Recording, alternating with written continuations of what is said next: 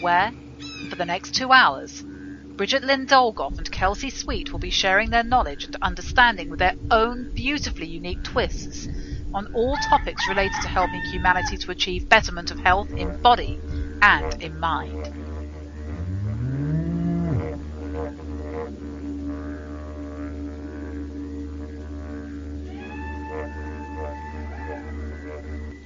Settle yourselves down on this fine Saturday evening.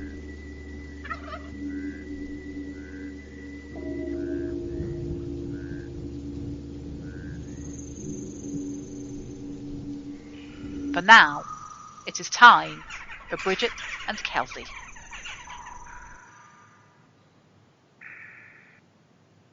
All right, everybody. Wowie mofowie. Wowie mofowie. Boy, has it been a really crazy year. It has been a really crazy week. Hey, are you there, Kelsey? All right, well, I'm going to do let me make sure that I'm on. I don't even know if I'm really on. Am I on? Am I off? Am I on? Oh, I'm on. Hey, that's good news. All right, anyway, hey, we need your donations 100%. We've got several ways that you can go ahead and donate. You can go to freedomslips.com, Revolution Radio, freedomslips.com. Click on the donation button at the top, scrolls down, do a credit card, do ATM card, bank account. Scroll down to the bottom of the page. You can find ways to send snail mail, name, address, who you should fill that money order out to. Also, if you look at the website, you'll find a little unusually shaped button. It'll have Patreon on it, and you can click on that, and you can set up a little monthly donation to take the money out. $5, would be great. We'd love it. Also, you can go to Zazzle.com. I was actually on there looking at some t-shirts the other day myself. And probably in the next couple weeks, once I get things a little bit squared away, a little bit more squared away, I will be giving a little donate myself, right? A little Happy New Year. We're already breaking with reality here in the background. Did you hear the glass? It's like, ka-shing! Yay, we're breaking all the tension. Yay! Go away, go away. Because I just don't really want my body to have to be the bearer of breaking anything. I really hate that. I'd rather have something break and shatter. So always a little bit of a party, a celebration. Oh, yeah, break that energy, break it up. Because, I don't want it to physically break me up. So, so those are all the ways that you can donate. You can also go on Revolution Radio, freedomslips.com, and you can go to scroll down to Studio Bay. I feel like today, I can't get words right. Can't remember most words. I feel like because of everything that's been going on, my mind literally slid out of my ear, and I think it's still on the highway.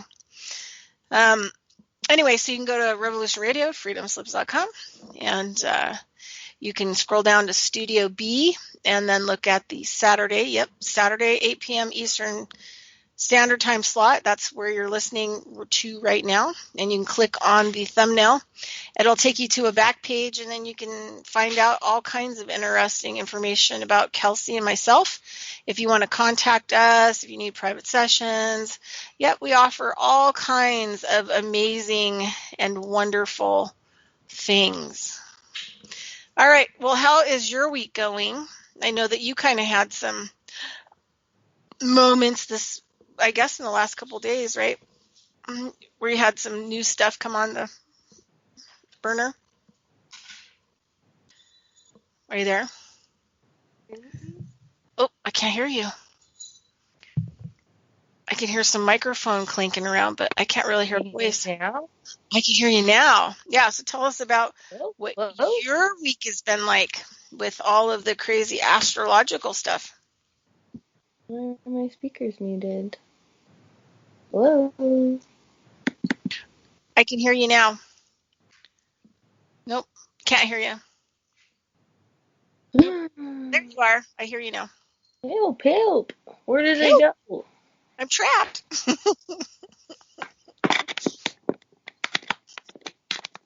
So how has your week been? Are you there? Hello? Hello? We have technical problems. Can you hear me? Can you hear me? I can hear you. Oh, Yes. you can hear me now? Oh, I can good. hear you now.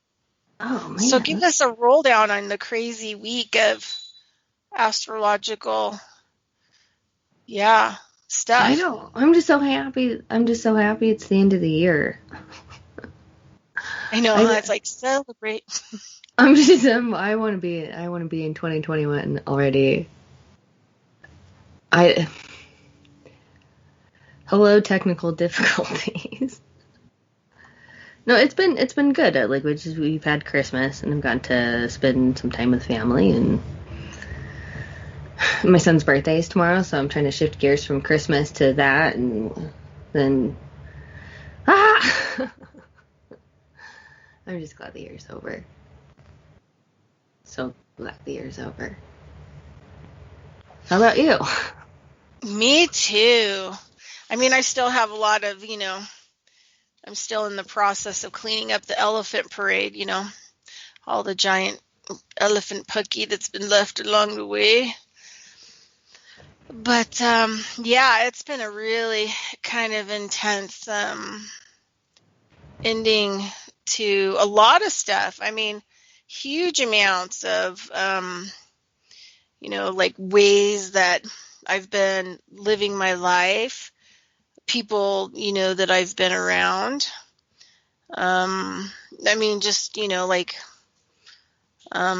the whole gamut, it's almost like, the, you know, astrological events that came, I know they're calling it the Great Conjunction, but, ending a 20-year cycle, ended a, 240-year cycle, an 800-year cycle, and also a 2400-year cycle. Boom, door slammed shut. Meanwhile, my birthday is December 18th, exactly when, you know, the sun hits the galactic center, right? Where you have all of these things coming in. I mean, everybody does, where they realize like what they want, what they don't want. And then, it's the moment kind of where, you may end up deciding to get a divorce or, parting with your job because, it's all of this stuff. Are you kissing a toad or are you kissing the real thing, kind of a thing. So a lot of stuff kind of coming, that way. And then now as the new cycle, even though a lot of the energy hasn't really pushed forward yet, like in that pattern of, what is it, what is it that I do want? What is it that, that I want to be a part of? What is it that I want to do, moving forward? And obviously, 100%, I'm not going to be going backtracking. Like, I don't want to pick up any of the pieces. I don't want any of those pieces because it really didn't form a whole puzzle no matter how I tried to fit them all together in the first place. So now I'd like to, maybe work on getting new pieces to, like just a different kind of puzzle. I can align with that. Yeah. And on the second half of the hour or the second hour, I'm going to give people a little practice that I give my clients on kind of how to utilize some of this energy, make it easy on you. So, so I think, like, was trying to, like, you were like, I don't even know what to talk about today on the show. And I feel so foggy and kind of like out of body and like my mind not attached to all my stuff either. So I was thinking about like maybe we should just talk about, I want versus I don't want and how, don't to pick up that I don't want again now that you've been, there's been this moment where the great machete in the sky has chopped your red tape, in half with everything, has released you from it. So do you go in and you tape yourself back to it? Do you put some more red tape on it? Do you, or do you just completely just walk away from it and start thinking about what, you want to do? You know what I want more of is some more of this kinetic sand. I'm so distracted by it. My son got some for Christmas, I think from my aunt, and it's like the most amazing and mesmerizing stuff. And I feel I got the house clean today, and I've had time to do laundry and unpack things and like prep to pack things for our little birthday trip thing, and had some time to just meditate and get into my body. And then I found this kinetic sand. I can't stop playing with it, and I want more of it in different colors. Have you ever seen this stuff, Bridgette? I would have to say no. Tell us about it. I'll have to bring it to you. It looks like sand, right? And then it's like Play-Doh, and it's not sticky or anything. But the sand somehow like sticks to itself. And if you know anything about art supplies, there's like rubber erasers where like you can stretch them and they're bended, like moldable erasers, right? And they're kind of flexible, and if you pull them apart, they have this like granule type texture. But this kind of has the same kind of effect to it, and it just kind of melts in your hand and falls apart. I'll have to bring you some. It's fun. It's too much fun. It's like Play-Doh, and it never dries out either. It's the weirdest stuff. And you can like it'll hold its shape, but it feels like sand. Can you hear it? Yeah, it says kinetic sand, the original moldable sensory play sand. I was going to see what else. It says it's like wet sand from a beach. Yeah, that's a good way of putting it. It said it oozes, moves, melts right before your eyes. Ooh. It flows through your fingers like real sand, leaves them completely dry. When pressed together, it sticks to itself and keeps its shape. It says kinetic sand stimulates children's creative and sensory skills, allowing them to create anything they can imagine over and over again. Yeah, totally. Never dries out and is non-toxic. And guess what? It is gluten-free. I guess you should eat it, right? That's funny. Eat some dirt. Oh, and I'm looking at this picture of you can set it up in a mound and then carve it out, and make like 3D, visual structures out of it. Yeah, it's phenomenal. It's really neat stuff. I've been into it for probably like the last 20 minutes.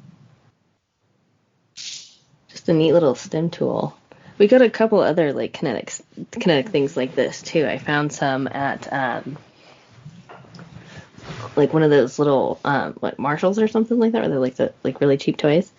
But it's a National Geographic type, and it's similar to the kinetic sand, but it's like it's blue, so it's supposed to be like water, so it's like foam water, but it kind of holds its shape. You can compress it really tightly, and it just kind of slowly puffs out and kind of morphs back into itself and kind of flows away. And it comes with like the little ocean toys, so the little ocean creatures can get lost, and then you can go digging for them and stuff. And then like we found some other stuff that has like the bigger foam balls, and it's more sticky. That stuff will dry out, but the other two, they're just like the most bizarre things. Science is so cool. But I like the kinetic aspect of it and the creative aspect of it for sure. Like it's such a neat material. But yeah, no, I'm just like very present time, I guess, today. I'm just so happy I'm just so happy the year's over. Yes. I was just kind of looking at this article too about it says I think it's too complicated for me to read, but that's okay. Okay. So what else is going on? So you got sand. You're going on a little field trip. I got sand. I got tea. Yeah, we're going to go experience a yurt. That'll be fun. We experienced a teepee last year. We'll experience a yurt this year. I think a teepee would be fun. I think with everything just moving forward, I feel like life is finally just moving forward a little more slowly. How can you tell? How can you tell it's moving forward?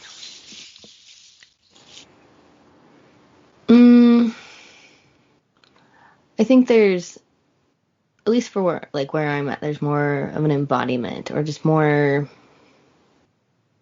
being in present time and just being more connected to what's going on with the world, maybe, if that makes sense. Or I just feel like more contented. I really like where I'm at in life, and I think that, I don't know, it's nice to find like just a space of gratitude.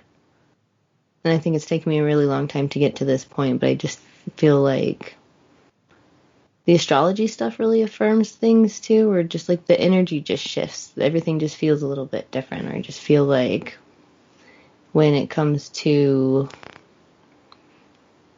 going through really difficult things in life, or challenges and all the struggles and having to kind of overcome something, like coming into a new phase or coming into a new thing, I don't know, it just feels different. I don't know. How do you... Maybe it's the creative part of it. Like, I feel very connected to making art, and I finally feel like I'm in a point in my life where I have time and space and energy to put into creative things. And I've been disconnected from it for a while, I guess. Disconnected from at least the material process. But I feel like the mental process of it's always there. There's like always the written form, but like bringing things into completion, I feel like I'm finally done with other things in my life, that now I can just focus on this and just focus on work. I have some just very nice, wonderful, amazing clients and people in my life who've just been super supportive. I don't know, like, things are the same, but they're different. I don't know. How would you, I don't know. Yeah. There's a piece, maybe? Well, yeah, I mean, for sure, I think there's like, I haven't really noticed what's completely like on my radar yet. I think I like the puzzle analogy, and I think I've found puzzle pieces that have been very key in like building and shaping the whole puzzle. I feel like there's a lot of like puzzle pieces that still haven't been filled in yet, and that's cool. That's fine, if you have like a giant jigsaw puzzle, right, with thousands and thousands of pieces. If it's like one of those really hard puzzles where everything's kind of the same color, and you have like the one or two pieces, right, that you've been looking for forever, and like none of the pieces fit, and you tried like the same one over and over and over, like 1,000 different times. I switched this one, but it's not. Like when you finally get those key pieces in, you're like, oh, right. And it kind of like fills in the landscape, so you can move on to different parts of the landscape, so you can get frustrated with other like puzzle pieces for a little while. But yeah, I'm not really sure what the full puzzle looks like. I feel like there's a lot of like sky pieces missing. Like I've got a lot of the ground pieces laid out. I'm just building upwards. Yeah, I think I'm going to focus on a whole brand new puzzle and trying to collect the pieces. I don't think at this point, and I think, like being 52, right? I turned 52 on December 18th. And I like being, I have to tell people, like, I love 50. I love it. I was an emotional, probably disaster area in my 20s. And my 30s, I just spent a lot of it just completely lost.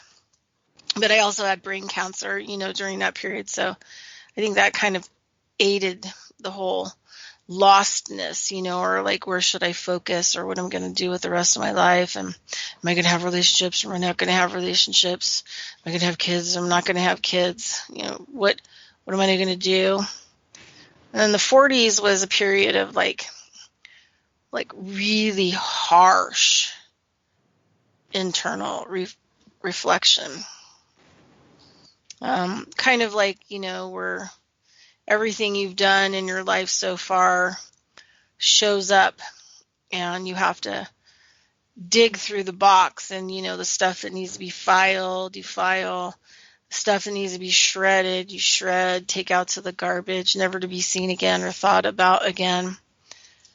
And then, making, your inner filing cabinets to file the information and stuff that you think you may need or want to keep, or that's valuable, important. I think it's also 40s is when I really started to notice not so much fighting with the outside world, but I think it's kind of like when I came to an end of, really kind of needing to prove myself, right? I think it's that whole Hopi statement, when the battle inside ends, then the battle outside will end. But it doesn't mean that the world changes around us. It just means like how we manage the things and ourselves in that world in a different way. And I think I had to deal with a lot of the internal, stuff, a lot of the internal battles and how it's reflected on the outside.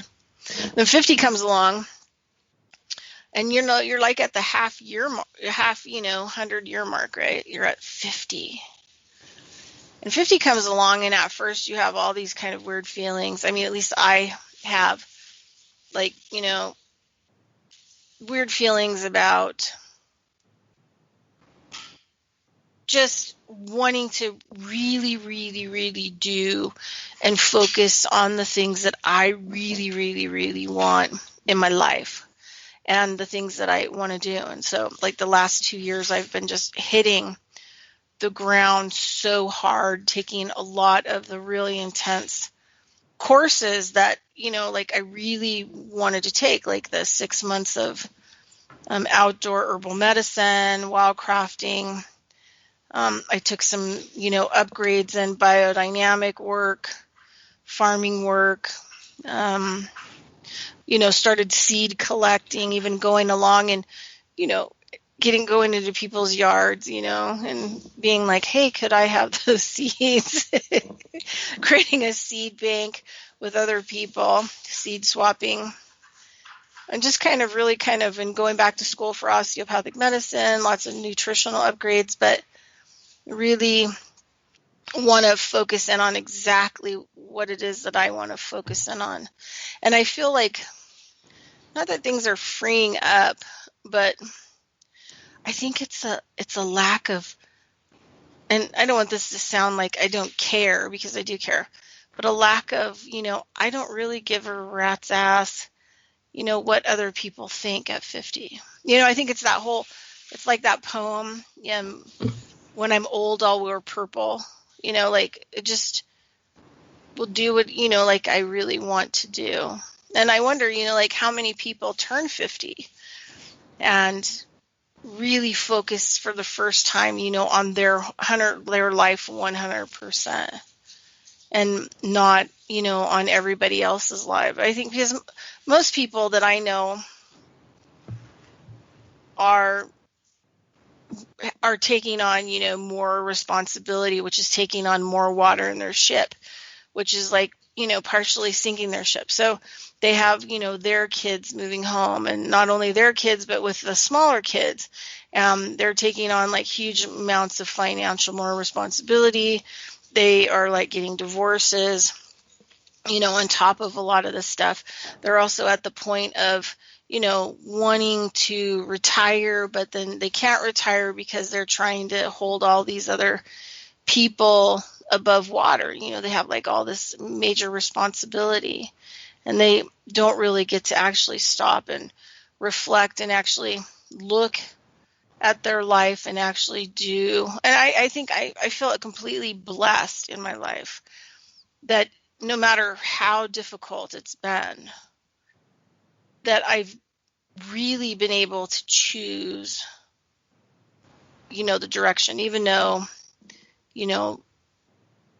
choosing some of those directions put me in odds with other people and the support of the other people.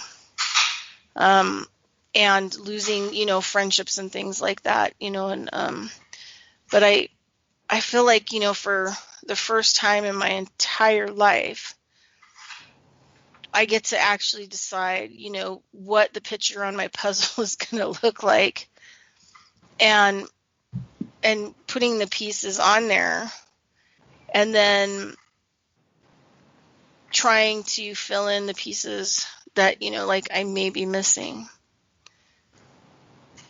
I mean, yesterday I started doing Qigong again. It's been a long time since I've done the really, really old, Shaolin Qigong.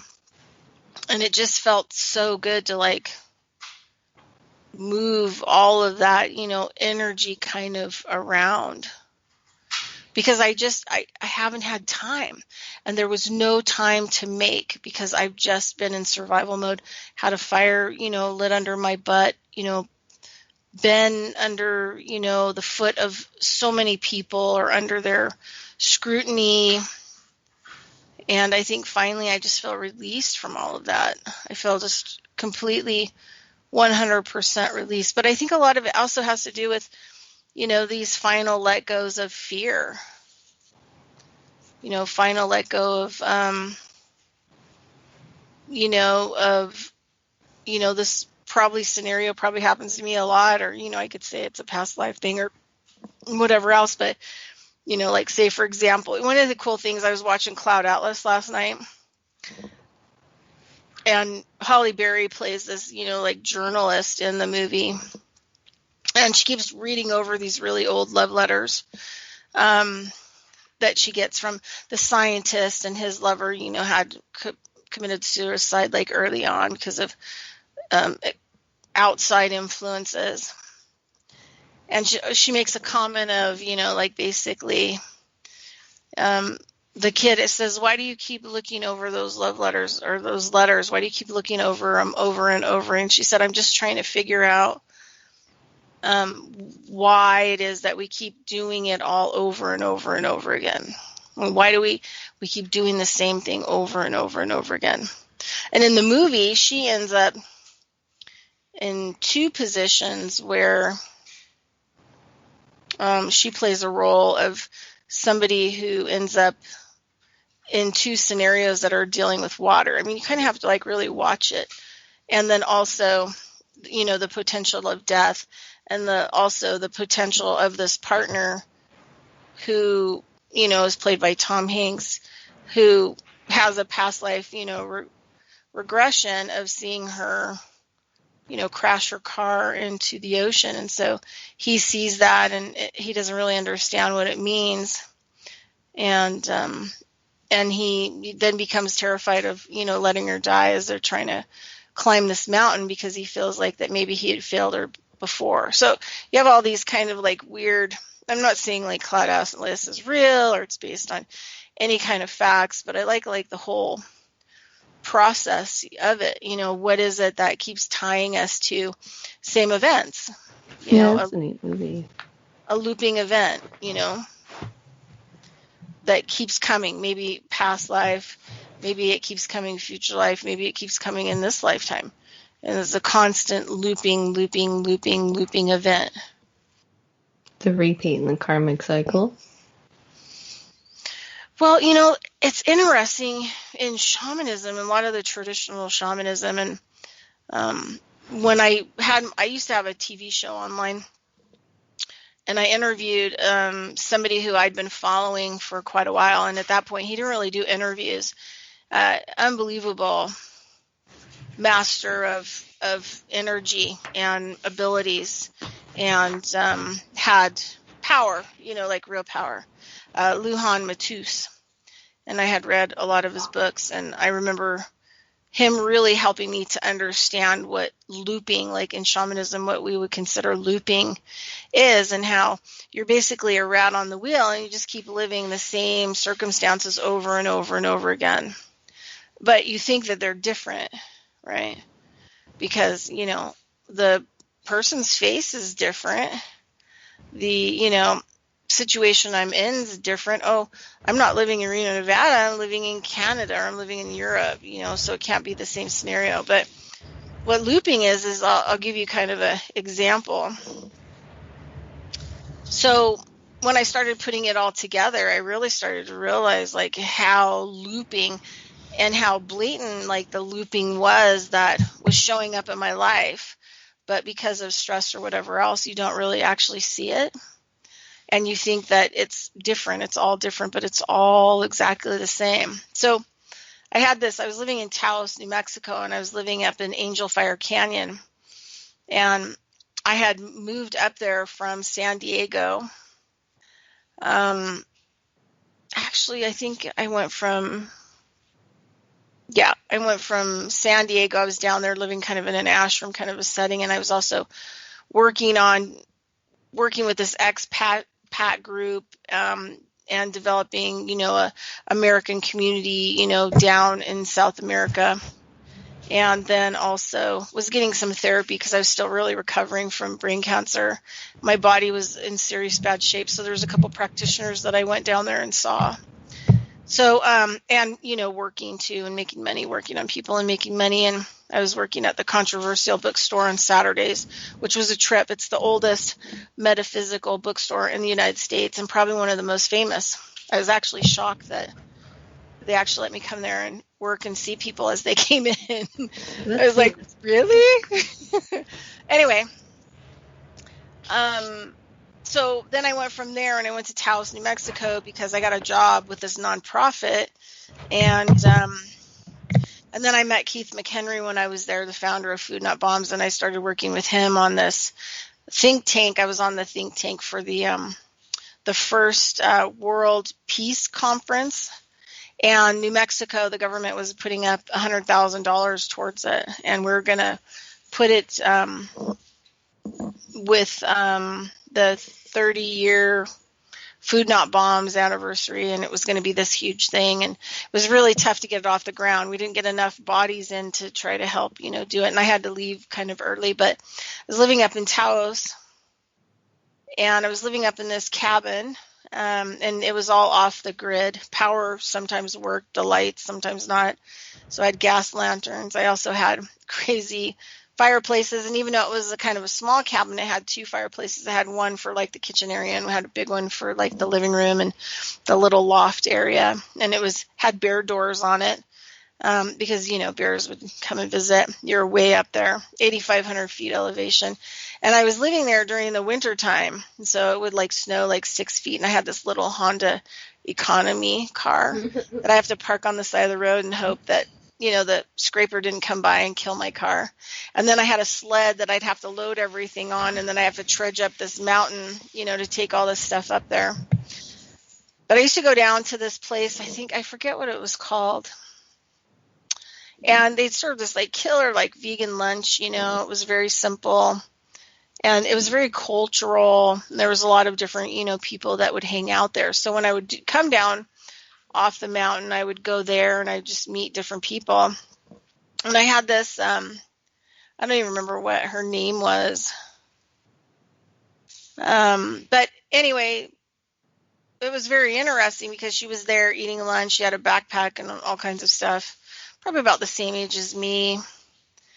And she was talking, about Hopi land, and she just came back from the Hopi Nation and all kinds of just stuff. And at the time, I didn't really think anything about it, that she may have been talking loudly to hook me in.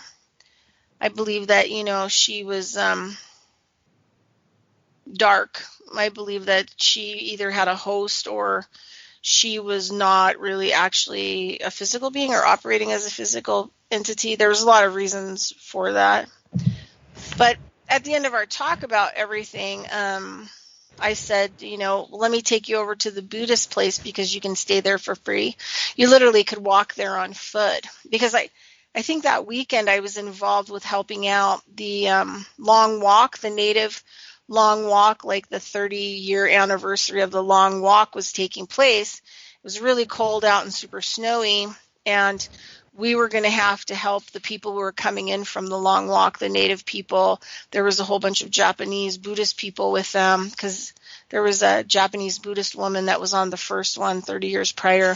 And it was the first one was that the native people, they walked across the United States to deliver the native mandate to Washington, D.C. So that's basically what it was about.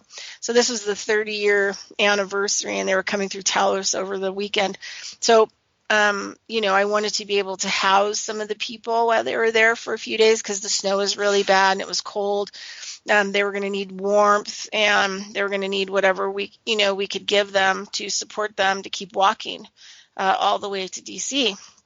And I really wanted to be engaged and involved in that. It was really one of those life events, those big, huge life events. So anyway, I met this person a couple days before that, and the one that had been to Hopi Land and stuff like that, and just the stuff she was talking about intrigued me. Had wanted to go to the Hopi Nation for a long time, and so I said, well, they're closing, and let me take you over to the Buddhist place. You can sleep on the floor. It'll be warm. They'll feed you and everything else. It's free. And we get in the car, and there's this like weird moment where she touches my arm, and I kind of like literally check out. Like I kind of become like extremely hypnotized. And she starts, putting thoughts in my head like, can't I come to your place and sleep at your place for a couple of days? And sure enough, by the time like I woke up from that, I'm like halfway up the mountain with this person. And one of the things that people told me in Taos to be really careful about beings and energy, because, it's New Mexico has a lot of not so much sinister energy, but things can go really wrong really fast. There's a lot of portholes and sacred areas, and so you have to be really clear when you're there. You have to be really, really clear, or you will attract the worst possible things you just can't even imagine. So I'm like, oh my God, okay, I'm taking her up to my cabin. We get up there, we get inside. I feed her food. She doesn't really even eat it. And the whole time, it wasn't until it was all over that she never ever really actually looked in my eyes. Like I never really actually saw what her eye color was. So anyway, so we go to sleep. I'm up on this loft, and it's this metal spiral staircase, a little loft upstairs. I have the big wood stove downstairs. It's really warm. I pumped it up. And she's sleeping down like on a futon couch that's down below. And in the middle of the dark, I mean, it's dark up there. There are like no lights. It's up in the middle of nowhere. And it's also kind of a weird area, because when Long Island, I was told by a couple of the people up there that during the Long Island meltdown, there were a whole bunch of people that were involved with that nuclear power plant, scientists and all kinds of different people who literally vanished right after the Long Island meltdown. So it was just kind of like a really weird area on top of it. I wouldn't go outside. If I was coming home and I'm going to sled my stuff up, I would get inside, and that would be it. Like, I'm not going to go outside at night. I'm going to lock all the bare doors. You just don't know. It's got some really funky, weird energy. So beautiful, beautiful, beautiful. Anyway, so here she is. We're asleep. It's the middle of the night. It's pitch dark. And I hear somebody screaming, "Rachel! Rachel!" And I stand up in the loft, but you can't see each other because it's totally dark. And I had forgotten that this person was in the cabin with me, and I'm thinking, oh my God, like, who's Rachel? And so I turn on the light and I look downstairs, and she looks at me and she beelines it right up that, circular metal staircase. And she says something like, which, this hypnotic thing again. She says, oh, can I just sleep on the floor here with my blanket right next to you? Because I'm just a little afraid. Weird. Yeah, and I was like, okay, well, whatever. Let's just go back to sleep. It's the middle of the night. I'm exhausted. I just chopped a whole bunch of wood over the last couple of days. I'm fried. And so I turned the light off. But there's something, I could feel something grab me, like by the hair of my neck, and lift me up onto the bed that I was sleeping on. And like this voice, kind of saying, no way, wake up, deal with the situation. Like, no way, you're not laying down, you're not going to sleep. So I flip on the light, and she's standing there, and she's got a knife in one hand and a screwdriver in the other. And I'm looking at her like, okay, like what's going to go down next? I mean, I do have a lot of martial arts, that I've taken in my background, but I'm just watching. Like, this was in 2008, like maybe January 2008, something like that. Anyway, around that time, maybe February 2008. But yeah, I'm like standing there. So whatever was protecting me, grabbed me by my hair, stood me up on the bed, and was like slapping me around, going, turn on the light, don't go back to sleep. And I realized I probably would have died. She probably would have like stabbed me to death, and then, I don't know, stolen my stuff or whatever else. And so she's like totally created this whole scene. It like really got out of control. And here I am, having to defend myself. And the only way to get around her is to go down that metal staircase and get to a bigger, room and opening in the room. And I remember I just kind of pushed her up against the wall. And then I went down the metal staircase, and then I was in the bigger opening of the living room, and she came down and with, her knife and her screwdriver. And I just started yelling at her, like, you need to get the F out of here. Like, you need to get your bag, and you need to get, out. And then I took her knife away from her. She only had like a screwdriver. And I literally was pushing her towards the front door. And I said, you have a choice. Grab your backpack and get the hell out. And it had snowed like 4 feet outside. And here she is like 8 miles up the canyon in a pretty, sketchy place away from town. I mean, I would have never messed with anybody if I had been in that place, but I have no idea. So then, she changes her game. So she's trying to get her backpack, and then she starts kind of hissing at me, like demonically, like, I'm going to tell everyone in town what a horrible person you are. And by this time, whatever was helping me, protect me, it was not allowing this whole hypnosis thing, to take over. And I just started grabbing her, and I just started pushing her out. I opened the bear door, and I just had to force her the heck out. I had to kind of twist her arm in a way to get her out the door, and I shut the door. And for about a half hour, she was screaming and yelling outside, kind of pretty demonically. And then the neighbor's dog, she had this huge Malamute, started barking, and it started coming up towards my house, and then she took off. So I have no idea actually what had happened to her, but it was a pretty, it was one of those bucket list things. That's bizarre. What do I do if I'm attacked in my house? Check. Okay, right. Made it through that, right? And then what happened was about, I don't know, let's see, 2008, 9, 10, 11, 12, 2012.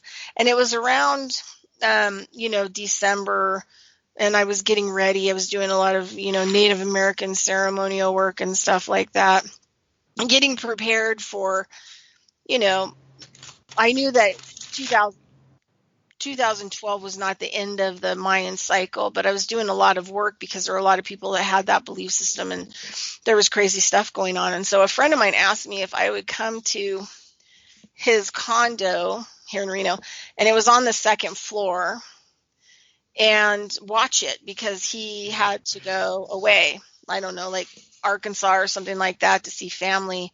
He ended up being gone 4 months. And so, like, I took care of his cats and I took care of the condo and whatever else. But a friend of mine had come up from San Francisco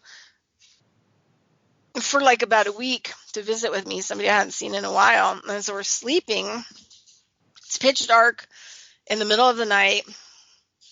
I hear some guy outside screaming, "Rachel! What? Rachel!" And then he has a gun that's like partially loaded, right?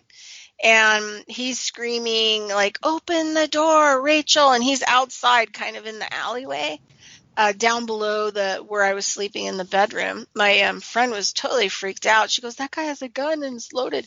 Look at all those bullets all over the ground." And then we watched the guy screaming, "Rachel, let me in." And the unit down below, he starts taking the gun and he's breaking the windows, right, of their unit. And, like, all hell breaks loose and, like, the cops come. Turns out that the girl downstairs name was Rachel. Well, anyway, I was doing some meditating like a couple days later, and I was like, wow, that's so weird. Like, how many coincidences there were, right? Screaming the name Rachel was a person that was completely, out of it, that was standing down below, had a weapon, in the middle of the night, woke me up from like a dead sleep. And there were just like all of these commonalities. And so I remember when, like, I was working with Lujan Matus on looping, that I finally put it together with that event that went to the Taos event, but then there was 2 other events that had gone along with it. And so normally you would just think that they were like random events. But these are constantly looping events, right, that are happening in your cycle.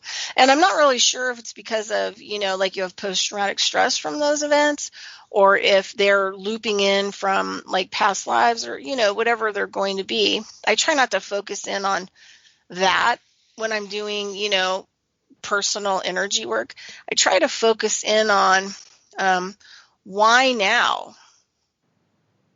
Why is this happening now? Like, what am I doing personally that may be similar to, those events? And also, the other thing I think about is, were these events attached to somebody else, like my mother or my father or somebody else in my family? But overall, nowadays, I just look at it as, well, you're just a rat on the wheel.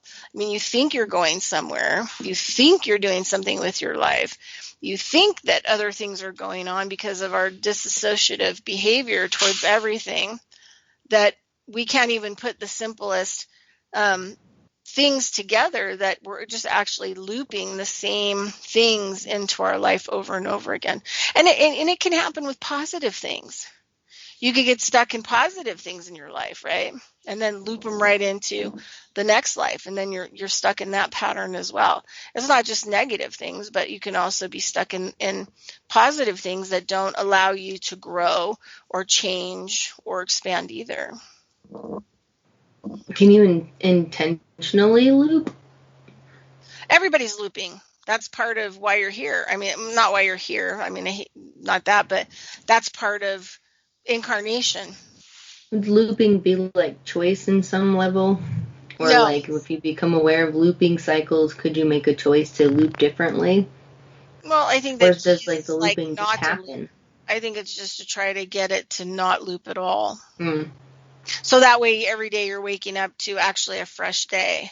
So I was thinking about, like, say, for example, I mean, you see a lot of these movies, right? And they're pretty extreme. Like, for example, I think one of the first ones I ever saw was, I think it was called Run Lola Run. Did you ever see that? It was like an independent film. I think it was German, where, the same events kept happening to her. She'd wake up, and a lot of movies have happened this way, and you wake up in the course of the day and then you start to see the similarity in events. Mm-hmm. And then something happens and you go back to sleep, and then you wake back up and then you try to get through those events and try to, like, change them.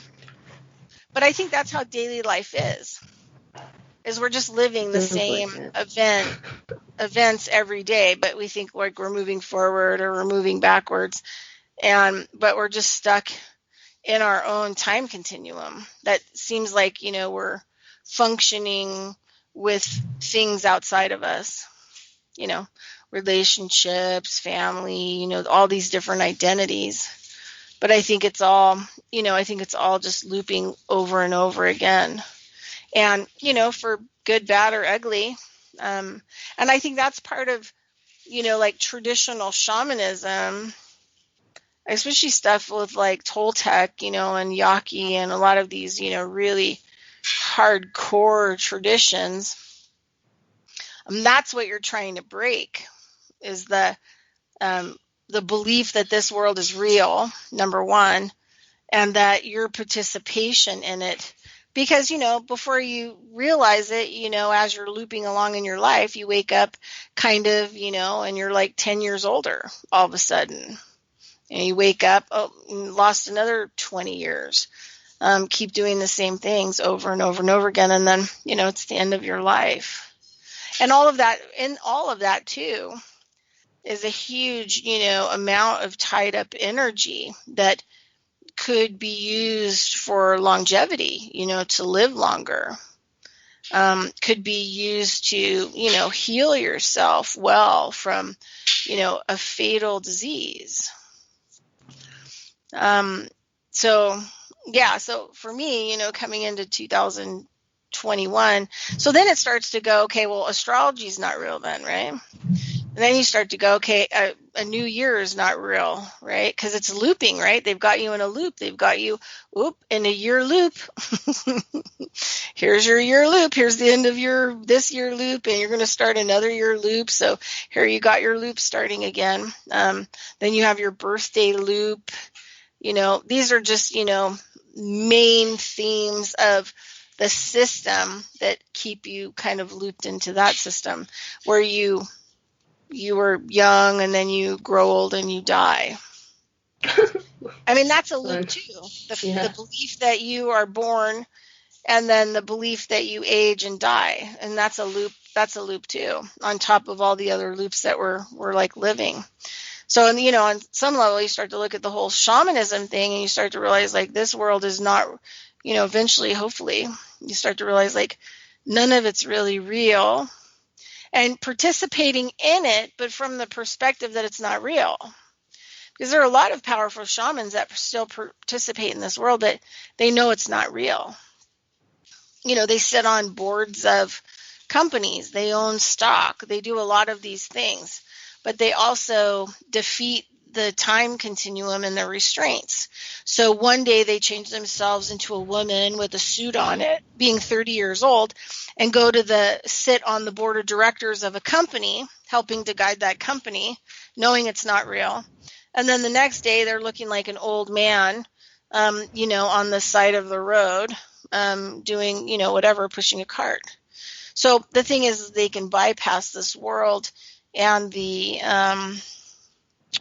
entrapments, the stranglehold, and the belief systems of this is who you are, male, woman, young, old, and be able to change that at will, because they're not entangled with this world, but they participate in it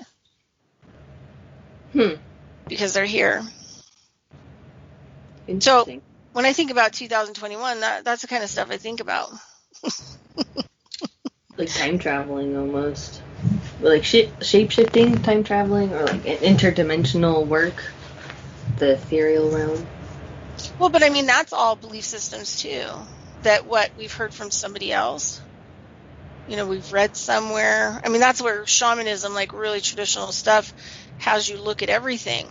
Like everything that you believe, why do you believe that? Where did you hear it? Did you hear it in this lifetime? Did you hear it in this world? Well, then you can't trust it. So it has to be like by experience. That's why shamanism is tough.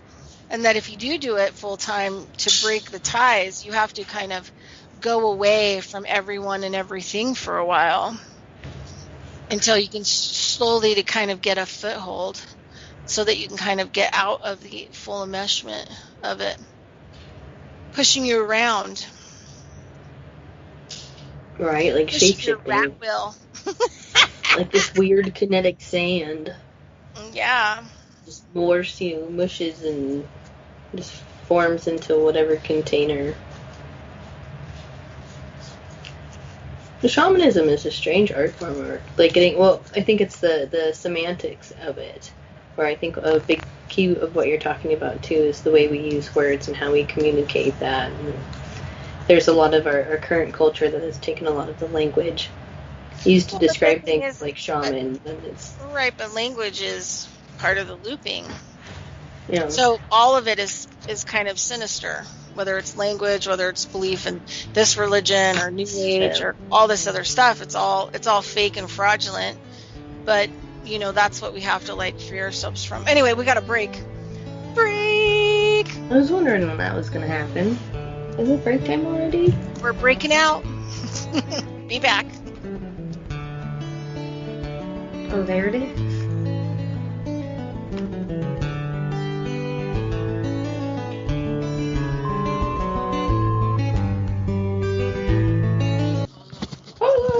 Marco. Hello. Hey, all right. Back. We are. We're going to talk about donation, everything that everyone here does at Revolution Radio. We do it 100% voluntarily for free. And we have I don't know. We have double-digit hosts. Yep, double-digit hosts. A lot, huh?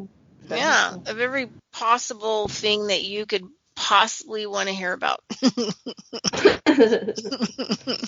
Maybe not at all at once. Do anyway. And the chat room. Yeah, but we need to keep it going. Everybody does everything that they do here for free, even the management. Most of the management actually have full-time jobs because they got to pay their bills. So we just ask that you help us to pay for the servers and whatever else that we need, websites, this blah, blah, blah, and that blah, blah, blah. And you can go to revolutionradiofreedomslips.com, and you can do that. Donation button right there, loud and clear at the top. ATM, credit card, give us a little donation. We got Patreon. You can do a little monthly for as low as, $5, whatever you want. Then, we've got t-shirts, some really cool t-shirts. And, and then also, let me think. Also, you can mail it in if you want. So, yeah.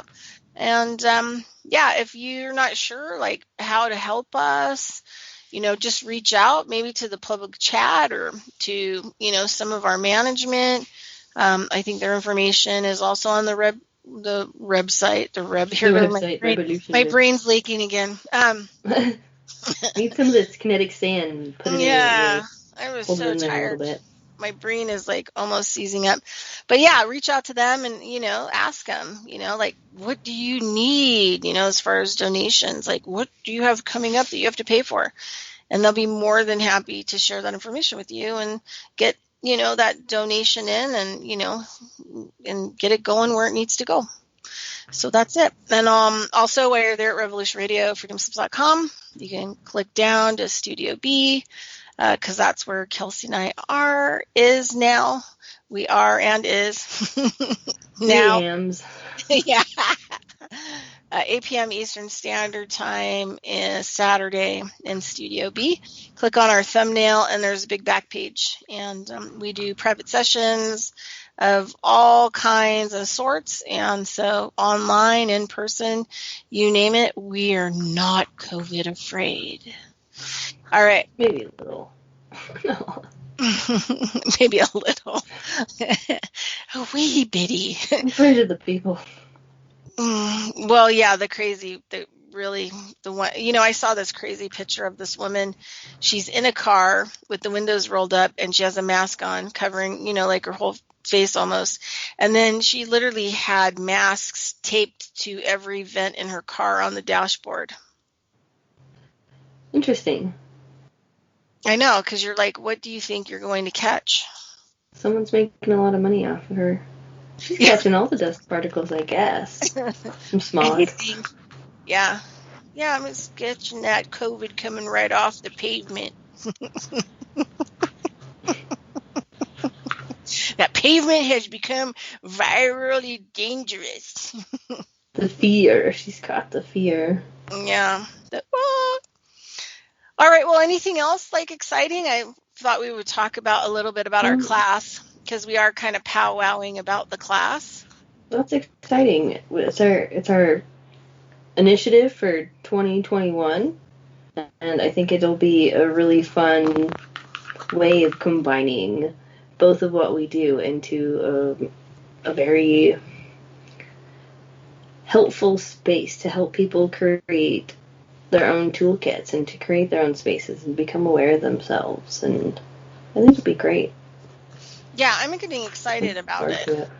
I've just got to, after tomorrow, I'll be a lot more stable and I'll be able to actually sit down and start pounding my part out. Because, see, Kelsey can't do her part until I've pounded my part out. And I think what we're going to do is we'll put it out, and Kelsey, I'll have something on her website about it. Also, I'll have something on my website, probably put out every 3-month blog. So we'll do it in 3-month sections. But we're going to start in March and start working on the medicine wheel coming out in April. And each direction has 3 sections. So we're going to be working on that. But the cool thing is you'll get all the information, tool, and everything else that you need in order to work on it before it hits. Not during or after, but before. So that way when that time frame comes and that energy comes, you know what to do. And you've got a little bit more of a handle and you can utilize it more positively. And you'll be able to see what things you may have not seen before happening during those time frames, because they have certain kinds of energies. And so there are certain things that constantly every year come along with those workings. And then we'll have practices. We're also, I don't know what we're going to call it, maybe living biology, social art, something or other. We'll have a practice during the class, the first part of the class. And then I'll leave you with a practice, and you're going to want to journal for a whole year. This class is going to go for a whole year, once a month. Have no idea what day of the month that's going to happen. We're thinking March, but who knows? Yeah, March, but we don't have a day yet for it. So if anybody out there is interested in taking this class, just email us, find our information on the website.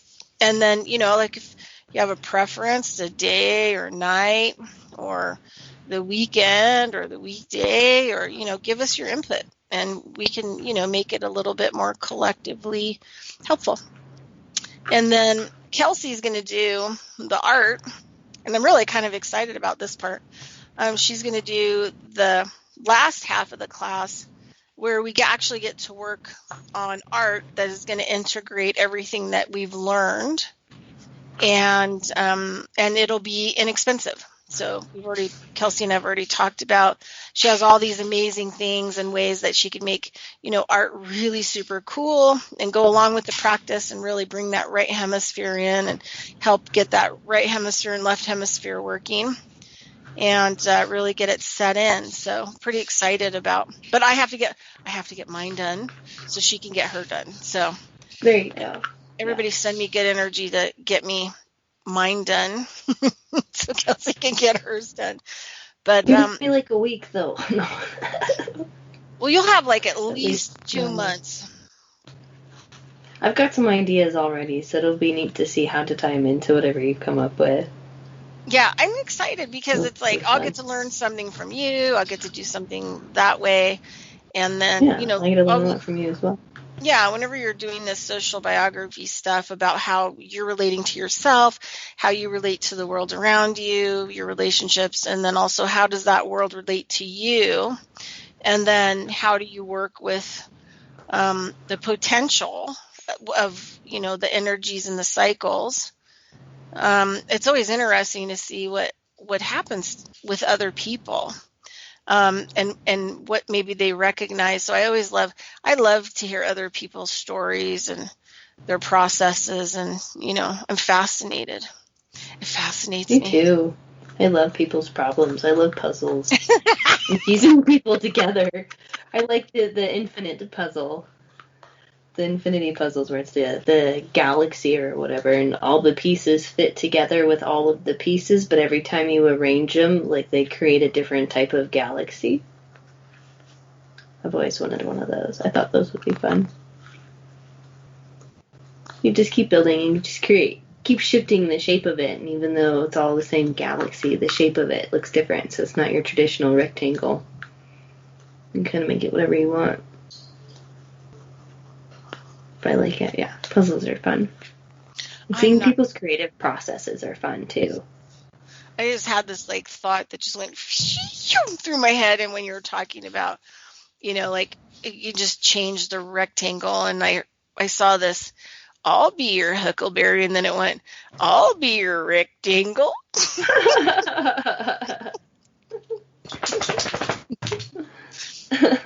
The mind playing tricks on me again. Oh, funny. I love creativity, and I love it too. And you get the people who are like, "Oh, I can't make art. I know I don't do those sort of things," and they make something, and it's beautiful.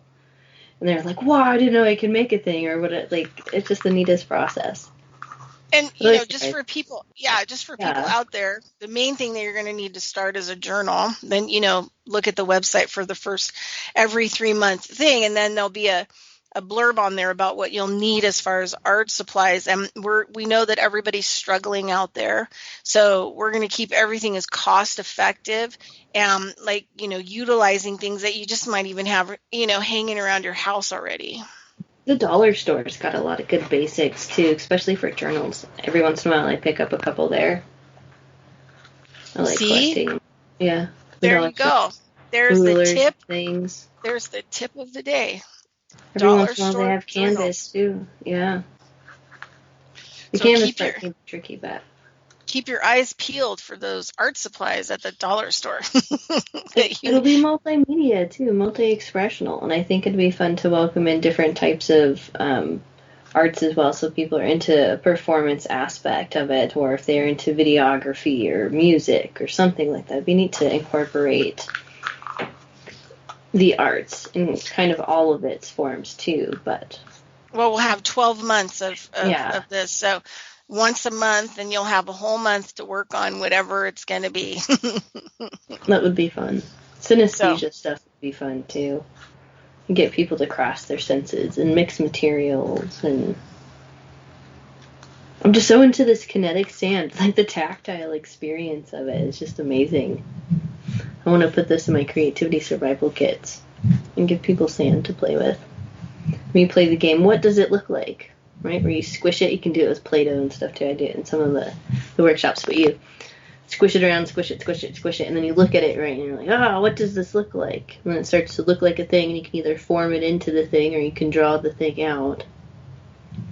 But when you get to see something in 3 dimensions, right, and you get good lighting, then you begin to see the different forms it can take and how things shift and move. And I think when you understand kinetics and the way things work, like if you're going to draw a person, right, it's really helpful to understand how the skeleton works, what the skeleton looks like, what the muscles look like, how everything is interconnected. So you're not just drawing the skin and the form of the thing, you're drawing everything underneath it. And when you know kind of where things are, you know what the shape of those things look like and how the shape of those things change as you layer them with other things. It's neat. But the sand is so much fun. Well, I'm definitely looking forward to it. I think I'll be, you should have a couple months to be able to put together the 3 art classes that go along with the medicine wheel. It'll be easy. It'll be easy peasy. It'll be super fun. Well, because this is the thing is, right, you get to teach something you love, and I get to teach something I love, and it's just going to be fantastico. Fantastico. Art in the health and therapeutic setting I like to teach. Kind of the art therapy of it, but I don't know, I want to pick a different word besides art therapy. Because therapy is part of it, but I think there's more. Yeah, but what's a better word for therapy? Integrative. Art biography, I guess, or art. Social art. Social art. I love that word, social art. I learned it in applied anthroposophy. That's kind of the class that I'm taking now.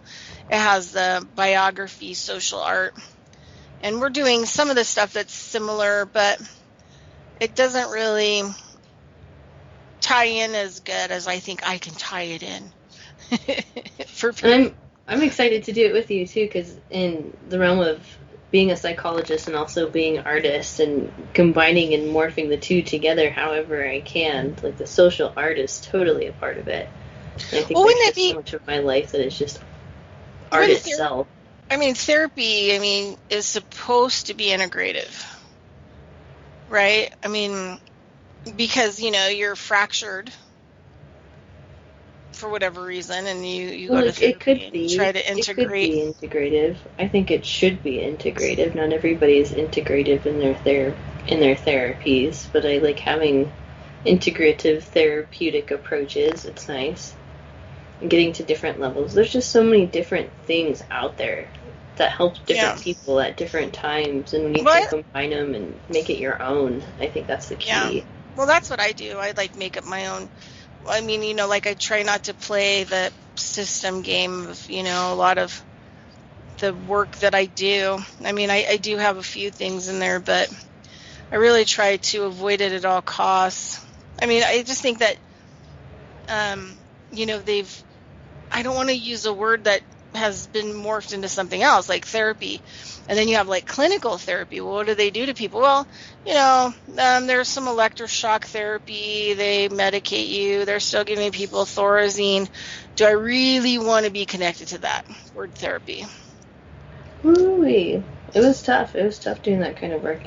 And when you deal with some pretty intense cases when it comes to psychology, and you're working with somebody who's institutionalized and on something like Thorazine and then some. It's a completely different world. It's a completely different reality to live in, and it's tough because when you get into the system, there's limitations as far as how you can help people, and when you have different skills, or like myself and like you, Bridgette, like having the holistic or the integrative approach, knowing that you can do so much more to help people, but not being able to because of the system or the structure. There are other people that play into it that don't necessarily know what they're doing, or make the problems even worse. Like it's just Or they've challenging. copyrighted and patented the language. Oh, yeah, the language part of it again. And then you get into the weird looping cycles, or then like we're using the same words, but the picture in our heads are different. And it makes the co-creative part of it very difficult, or the shared vision part of it hard. I think the consciousness of the co-creative part of it's really challenging because so many people aren't aware of what's going on outside themselves or what the social part of it is. So like how can you have social art and create something of community if you don't even know necessarily what it is you're creating within yourself? That's why I like journaling, because you can reflect on that. You can get a good sense of it and come back to it at different times. And when you reread journals years later, it's amazing to see how you've grown and where those memories have changed and how you've adapted. It's cool. I always wonder who that person was, because I don't know who you are. You the sound transformative person. you sound like fiction to me. Did I really write that? Mm-hmm. That's something I haven't done in a really long time, is gone back and read through a lot of my journals. And I've been keeping at least one journal a year for the last, 15 years maybe longer. I just have like a huge tub of just things that I've written. And I'm, I think, 2 pages to the end of my second journal book this year. So that's kind of on my agenda for this evening and the next couple of days too, is to finish writing out the last of my thoughts as far as this year goes, and then getting into the next book and the next journal. And I want to do more poetry. I used to do a lot of poetry, and I got into doing spoken word poetry for a while, and like the open mic nights and things like that. That was a lot of fun, and I haven't been able to do that, or just at least connect with my poetic side in a really long time. And it's been kind of sad. I miss that part of myself. So I don't know, looking forward to finding more time and space to just write more and more and more and more. And I really like filling this like 2 book a year kind of thing. But yeah, no, journaling's a lot of fun. Done a lot of different types of work with journals. And I think my first book. I guess I can call it my first book, but it's a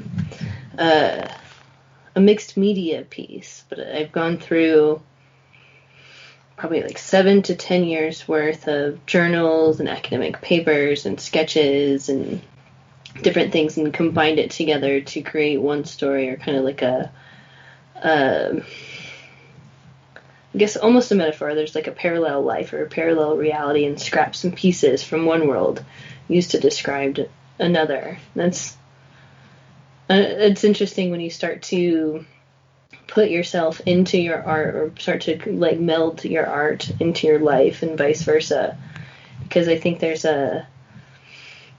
maybe it's a good way of breaking out of the loops and breaking out of those different cycles, and being able to see things for different reasons, and being able to sit with different emotions and working through them in different ways.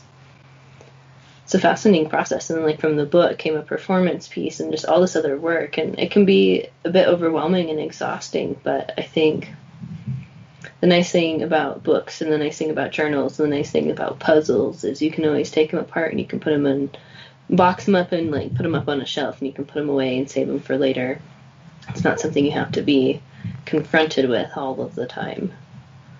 And it's just helpful just to get it out. When you have something outside of yourself and can look at it time and time again and see it from different perspectives, then you can encode it into your brain differently, and then you're processing things from different levels and from different perspectives. So I think it really helps us to break out of the self and out of the me part, and get into that co-creative aspect, because you start to empathize with yourself differently, and you can empathize with other people too.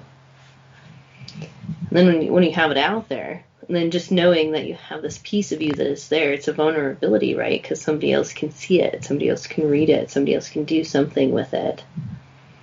And so there's like a coming to of, I mean, like maybe confidence or just self-awareness in that, because people can connect to things in different ways that otherwise they wouldn't have been able to.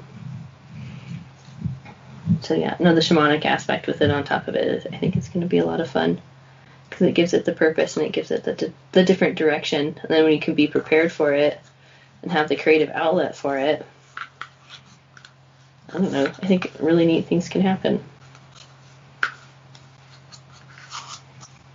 Yes, I think it's going to be super fun. I'm really looking forward to doing it and building it and seeing, what it does and how it evolves. And I'm really excited about also, getting to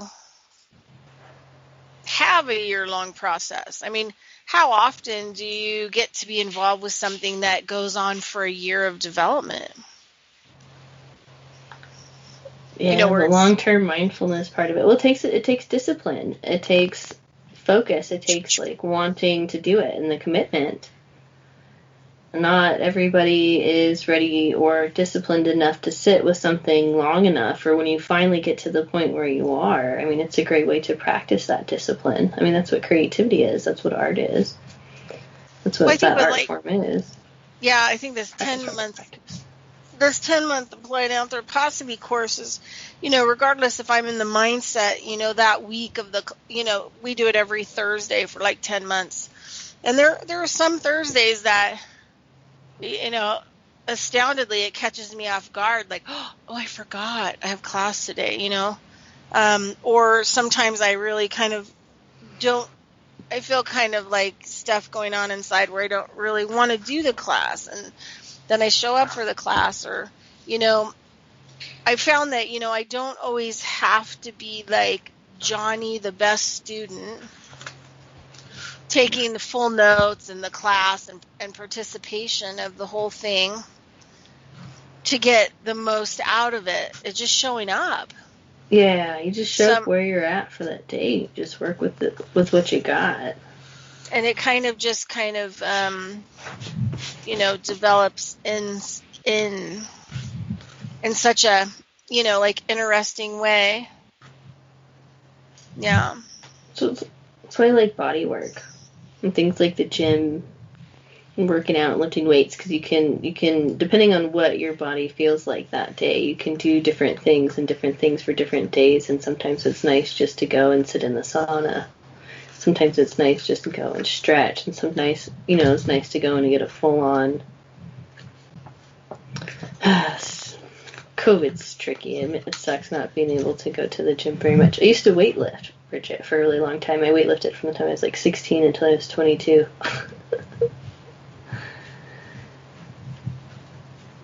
I don't know. I think the gym is a lot of fun, and sports are a lot of fun. And I think it's something, I don't know, like having had a kid and going through the birthing process, I feel like there was an aspect of having to readapt and re-identify with my body. I mean, everything shifted and everything moved around. And then like pushing out a new being, right? And they say with little boys, the mothers retain the DNA of the little boys, and so there's like this chimeric effect that kind of happens. And so it's just re-relating to things, because although like my body is kind of the same, it's not. Like things are just different in different places, and it's just, or like my belly button, like every time I look down, it's like alien almost. And then so getting to this point where I'm used to being in my meat suit again, and then getting back into, I think, like the root chakra. Or we were talking a lot about doing pelvic work with me, and so I've been in this mind frame for maybe like the last couple of years or so. I'm like trying to get myself to be able to do the splits again, and then like opening up the hips, and like just really fully like grounding all of that energy and what it means to be in my body, to get to a place where like my body feels good, or it just feels good to be in my body. Because I think when we go through things that are really traumatic, or when we just, like the workaholics even, like we just, like you're talking about earlier, like we dissociate, we disconnect from the emotional parts of things. And I think when, kind of like, I guess what I'm feeling is like the emotional alignment within the body, where like there's this like knowing of where all the things are stored and things are moving and releasing, and then just like being active within it, like it just feels good. And I'm just super, super excited to get into nature and then get outside and get into the mountains, because I don't enough, not as much as I would like to. And so just having the opportunity to do it, I'm so excited. That's all I can think about. And that and this freaking kinetic sand. There's so much of it. Well, I'm really excited to actually have a new to me vehicle that actually has all-wheel drive. Because most of the time, even, when I had my van, I had to stay away from kind of the mountains and stuff if there was too much snow because of slipping and sliding. Well, you kind of have to have it around here. The mountains and the hills and all the, it's helpful. Mm-hmm. Yeah. So yeah, I'm pretty excited to have it so I can get back out, and I want to start, running again. But I like that. I like the kind of like enduro running, like where you go out. I have a lot of weight that I have to lose, but I think the summer too, I really want to get back into rock climbing again. And like I said, I want to be able to do things like, I had to give up rock climbing because of brain cancer, but that's long over now. And I think that I could actually do it. I think I can get my brain to make my body work properly. But that would be fun. I've been thinking a lot. I saw one of these little meditation cards the other day that was on heights, or like getting used to heights or whatever, or getting over the fear of heights, and being able to relate that to like accomplishments in life too. I think that's a big part of what, kind of where I'm at. Because the idea, like the thought of rock climbing and like heights, I like the idea of it, but oh man, I'm so terrified. I don't know, like the vertigo kicks in and everything. And then my little one, him being a Capricorn, he's totally a little goat. Like little sea goat too, because he likes the water, but he just climbs and he goes straight up everything. And I would totally love to go rock climbing. But he's had to, or I've had to learn how to overcome my fear of heights with this kid, because I mean, he's going to be 5, but for the last couple of years, especially like when we go to the parks, he likes to just climb straight up to the highest points, and he'll like just climb way up there and sit, and he's just this tiny little thing, and he doesn't come back down. So I've had to like climb up to these super high places to get him and like carry him back down. And I just feel like that's just how this whole year has kind of been, is having to reach these like really high heights and like get used to like that weird wobbly feeling and like get through the mind part of it, get through the I don't know, whatever that energy is that comes through into the body, with that the consciousness part of it. Maybe that's part of what that is. There's like the consciousness aspect, just to be connected to the body and the physical world, and to be in that healthy space. I think just everything moves so much smoother, like when you can be in that physical space. There's, I think, the forces and the things and whatever in life that throw us off, especially when we're really good at it and we find like a really strong connection with it. I think there are a lot of things that try to throw us off that track and out of our body. And so I think I'm in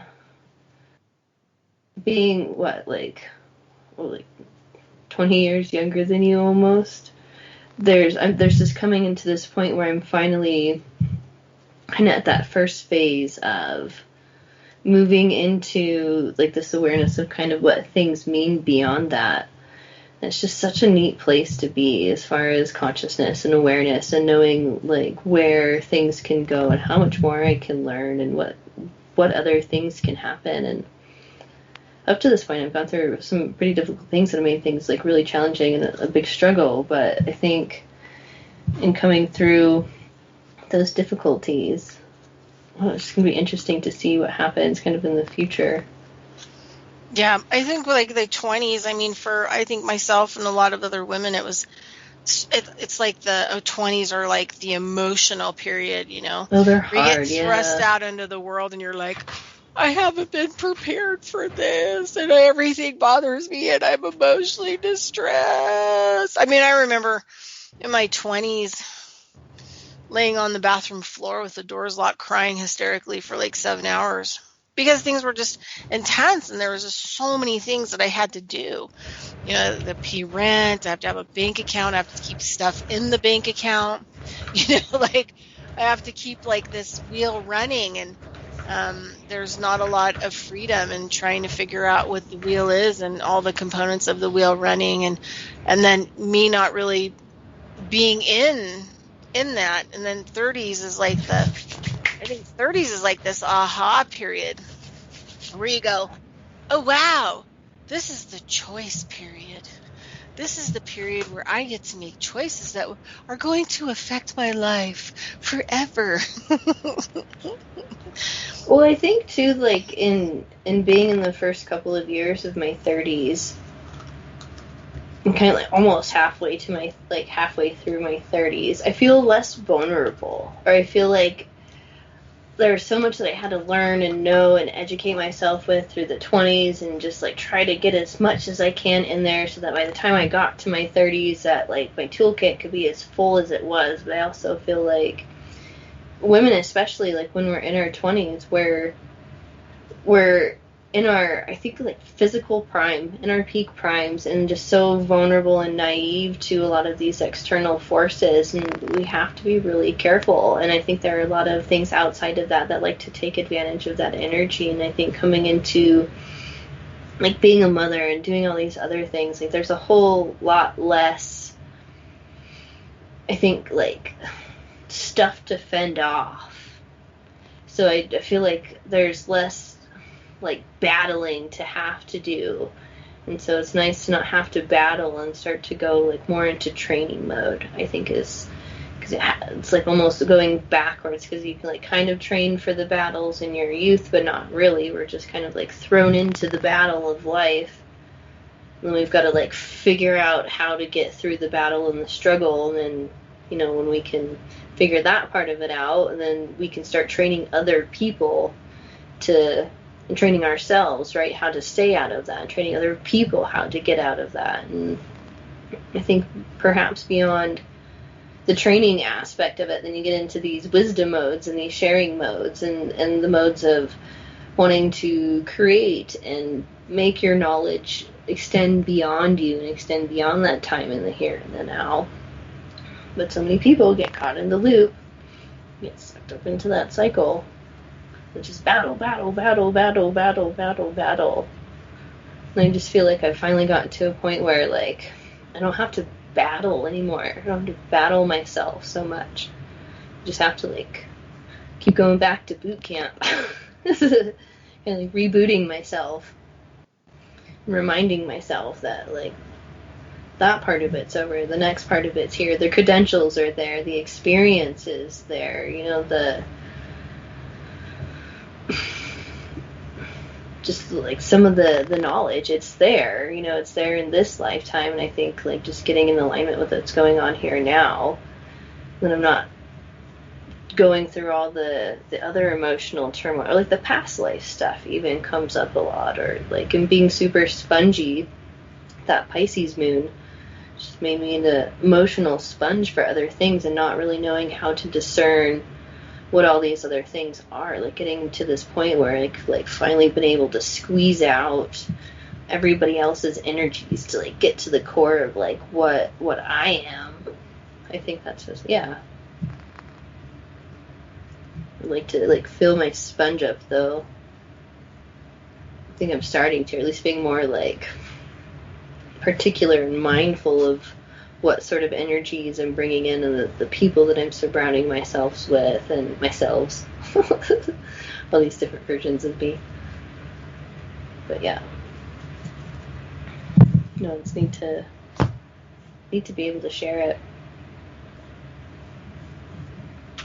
And then, I don't know, like I think maybe you can relate to this, and I bet you can totally relate to this, and then beyond too. Like I'm finally getting to this idea where, or this point where I'm starting to see like the progress, or like how some of my seeds have been planted, right? Like if I planted seeds early in the 20s, like I'm starting to see some of the progress from that work beginning to happen and beginning to unfold, where I just feel like for the longest time nothing was ever gonna like manifest itself, or like those latent seeds where you plant them, right, and they start growing 3 years later.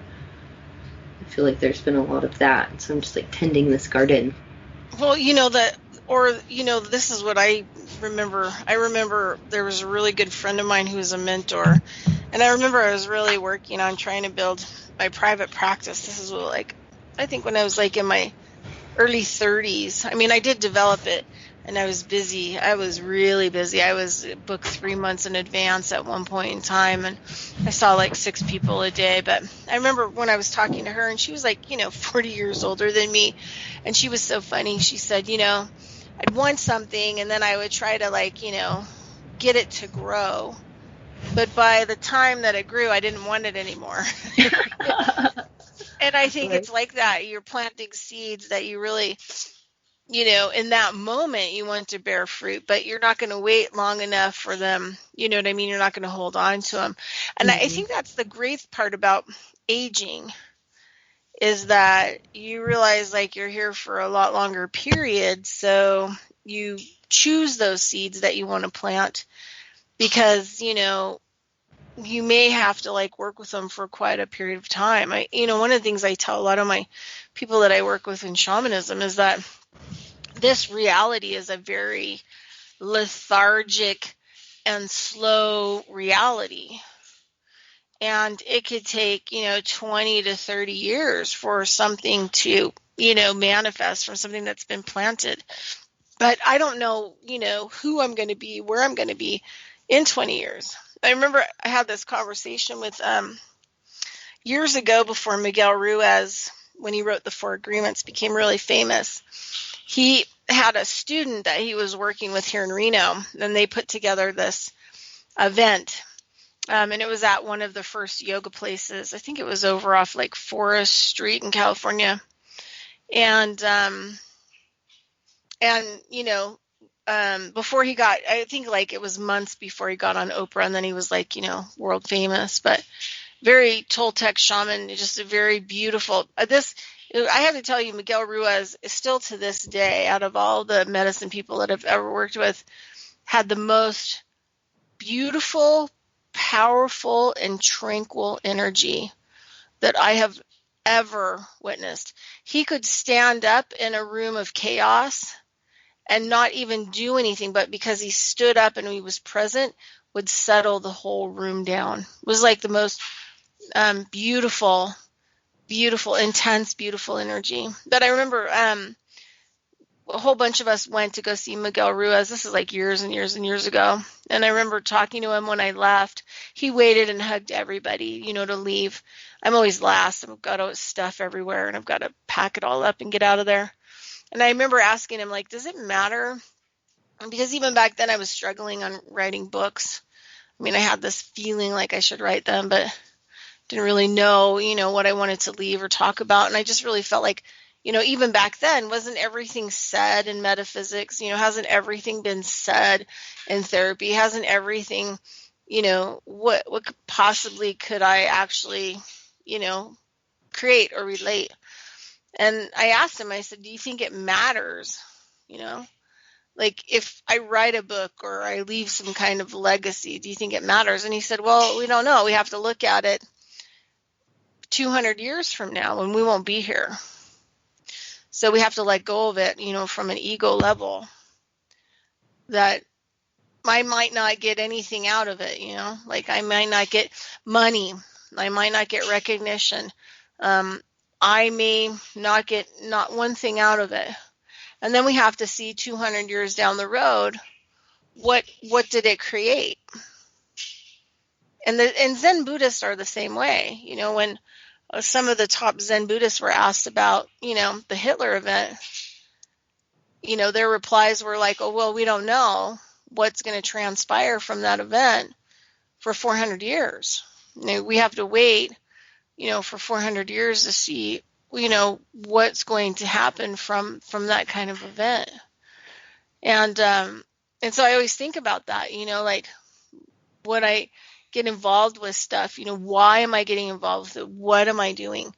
And it has to bring me, a certain level of joy. It doesn't have to have money. It doesn't have to have recognition. It doesn't have to have a lot of this stuff, but it's the joy that I want to attach to it that will go down the road in some way, shape, or form, past the point of me being here. And I think that, a lot of us plant seeds because, I want a house, or, I want to have financial whatever. I want to have some stocks, and I want to have comfy mumpy, and it's a very short-lived thing when we're not going to be able to see it play out. I mean, you think about people like, Mozart. I think it was Mozart who, created like unbelievable music and died in complete poverty in an unmarked grave. And then, years later, he started becoming famous. And in this day and age, he's like one of the most famous musicians of all time. But it never happened during his life experience. So I think it's like that's just kind of how this world works. It's like not even like what's your I hate when people say that, like, what kind of legacy are you leaving behind? You're like, yeah, that's not what I'm about. I either do it and I think, what's it going to help with 200 years in the future? Or like, the natives play it 7 years forward, which is each generation is 500 years. So you're looking at 3,500 years. What are you creating into 3,500 years into the future? Which I think is like a much more significant question. And would you do half the things that you do now if that was your projection? That's where you were like targeting. That's where you were shooting your arrow. Because the ego would not be involved in any of that. And the need that the ego has, to have a roof over its head or to have money in the bank or whatever else is happening, it propels you to a much selfless response, I think. Are you there? Hello? Hello. Uh-oh. I see her picture, so I know that she's here somewhere. I just can't hear her. Oh, she's still trying to move in. I can hear some crackling. Oh, I can hear some. Oh, I heard something. Are you there? Yeah. Oh, you're faint. What about now? Oh, you're not faint anymore. I can hear you. So I thought this would be a kind of a cool thing. It's from Rudolf Steiner. And then I have a little practice to end with for people, moving into the new year, how to figure out what you want, because it's a lot harder to figure out what you want, right? I mean, people think it's a really easy thing, but it's really not very easy. But I thought I'd read this from the book, How to Know Higher Worlds. I love Rudolf Steiner, and this is one of my favorite books that he wrote. And so I'm just going to throw it out there. So it says, whoever seeks higher knowledge must create it for himself. He must instill it into his soul. It cannot be done by study. It can only be done through life. Whoever therefore wishes to become a student of higher knowledge must assiduously cultivate this inner life of devotion. Everywhere in his environment and in his experiences, he must seek motives and admiration and homage.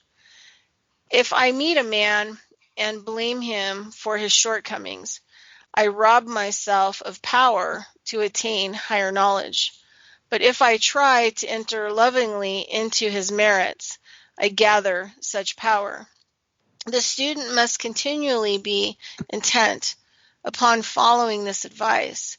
The spirituality experienced know how much they owe to the circumstances that it face. Of all things, they ever again turn to the good and without adverse judgment. But this must not remain as the external rule of life. Rather, it must take possession of our innermost soul. Can you hear me now? I can hear you now, finally. I'm gonna stop working for free and start making it rain so I can have good technology, man, and show Or up just, like I wanna. or hey, anybody out there that would like to get Kelsey some technology, could you email her and find out what she needs and maybe send it to her? Pretty please and thank you. We can talk. Yes, no, it'd be lovely. Yeah. Okay, so I was going to throw this out there for the new year. Okay. It's something that I've been, I have my clients do when they don't know what they want. So say they feel like they should get a divorce or they should change their jobs or whatever, and they feel stuck. It's a really good thing to do. It's super easy. It's going to be really simple, and it's physical. Yay! Physical reality. Physical. So what you're going to want, recipe cards work really good. They're 5x3 cards. You want something that you're going to have enough of them and they all look the same, because you don't want anything looking different, because then, it's not a surprise to you, right? If it's all the same when you open them all up, then you'll be astonished. You'll be more astonished than if you know what it is. So you take your recipe cards, right? And you get yourself a big bowl. I mean, here's the spiritual part. Here's some right hemisphere additions is, get yourself a beautiful basket, paint. You want it big. You want it fairly big, because you might have a lot of these cards that you need to put in there. And you're going to fold them. You're going to fold them all identically. So when you write on them, they have to be folded into fours, right? So you have your card, you fold it in half, and then you fold it again, right? So that you've 2 times you folded it, which makes 4 parts. So you want to fold them exactly identical before you put them in the basket, because then you can't tell what's in there and you can't tell what's what. So you take your little recipe cards, you have your little stack of them, or, like if you have old, used business cards that you're not using anymore and they're empty on the back, use those, right? And then fold them in 4 and throw them in the basket. You can also recycle some stuff here if you want. You want quite a few, a couple hundred maybe even. And so what you do is you take your recipe card and try to use like the same kind of pen, the same kind of ink, and, the same kind of handwriting. If you're going to use cursive, use cursive on all of them, right? If you're going to use print, then use print on all of them. If you're going to use print and cursive, then utilize all of them and try to use the same color pen, same kind of pen color, because we want them to look very uniform. We're in the basket. We don't want to be able to tell which one is which. So whenever you have like a thought, so this practice goes on anywhere from 30 to 90 days. It's your choice.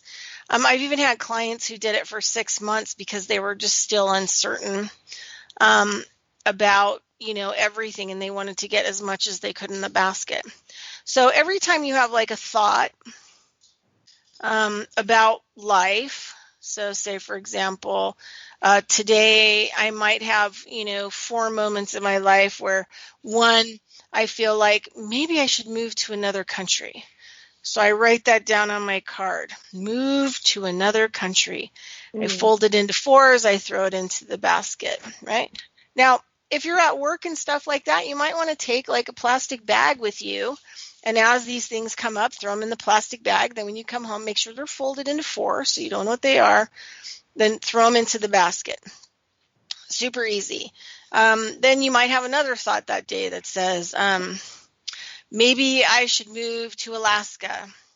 Okay, well, write that down, fold it up, throw it into the basket. So what we're doing is we're clearing our thoughts.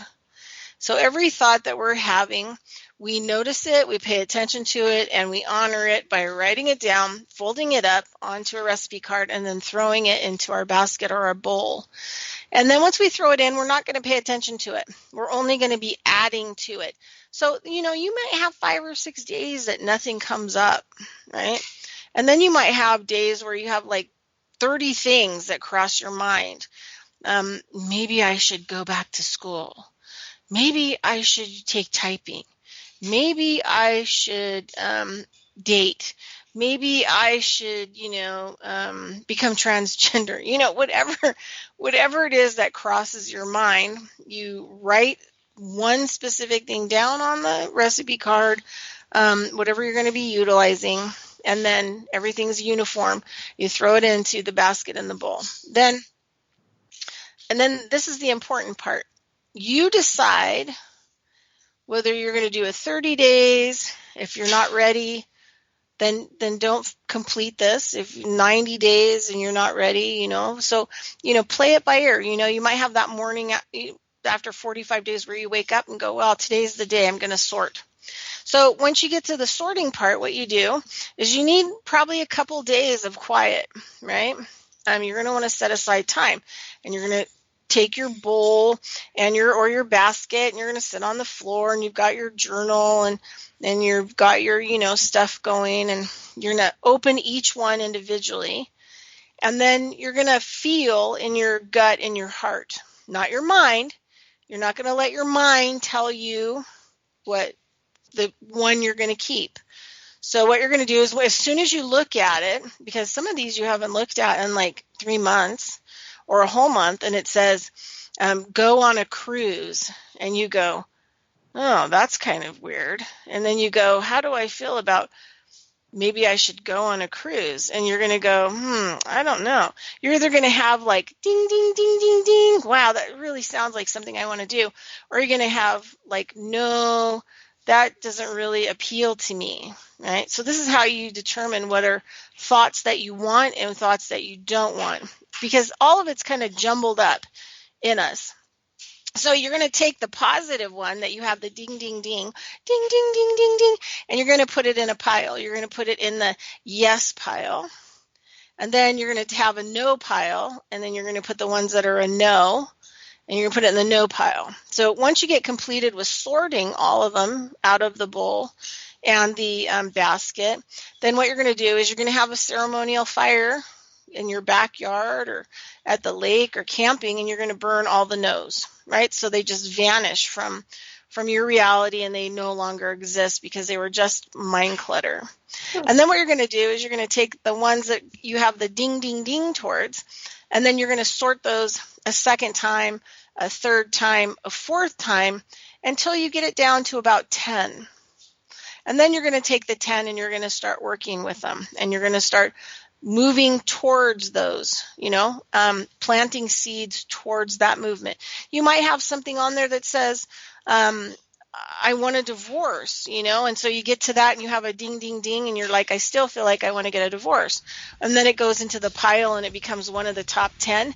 And then I need to start working towards a divorce. Instead of a divorce happening to me or something bad happening to me, that I end up divorced and then no resources or whatever else. You want to just work on the positive, where you work towards a positive divorce. Okay, anyway, that's it. That's all I got. That's the end of the show. Thanks for listening. We'll see you next year. Bye.